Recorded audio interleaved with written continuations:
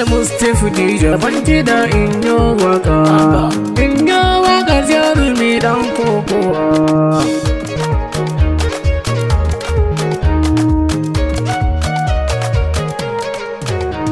Sabon sarkinmu sai ku tashi ku ce Abba.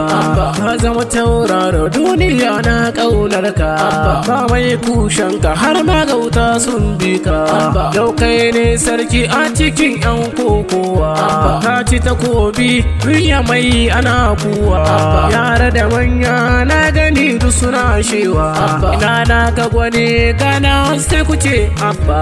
Ka zama hasken farin wata a cikin Nijar.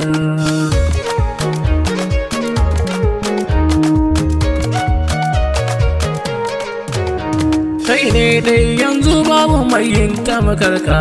Ka zama shan zagi 'yan maza na shakkunka. Wane tasu sun buga ko sun barka. Dodon 'yan maza ku ce Abba. Nyame ko ina ana Abba. Sai Abba, sai Abba. Kokowar bana mu sai Abba. Jamil Vincent kai ne sarkinmu. Abba.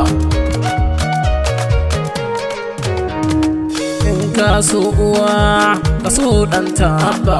In ka so uba ka so ɗan shi. Abba. Gato gaisuwa kuma gidanka. Abba. Yakuba Adamu na gaishe ka. Abba. Dan kana kokari ku yaranka. Abba. Ta kobi tana yamai da yaronka. Abba. Yan kokowar yamai a gaishe ku. Abba. Aminu yaro ne ki gaishe ku. Abba. Wasa ba faɗa ba ne da suku gane. Ba su mai da wasa faɗa yawa ne. Farin ciki ne da nishadi ku mutane. Mai ƙarfi shi yake daga takobi. Ya ne shekarar bana kai ne mai takobi. Ka cire duka masu sanka a cikin haufi. Yanzu sai farin ciki kawai muke yi. Dan mun ci takobi Abba kai kowa yake so. Abba. Yara wa kuke so? Mu Abba muke so. Anya wa kuke so? Mu Abba muke so.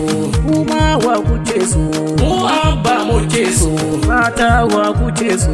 Mu Abba muke so. Samari wa kuke so? Mu Abba muke so. Tsofi wa kuke so? Mu Abba muke so. Dawa wa kuke so? Mu Abba muke so. Aminu wa kake so? Ni Abba nake so.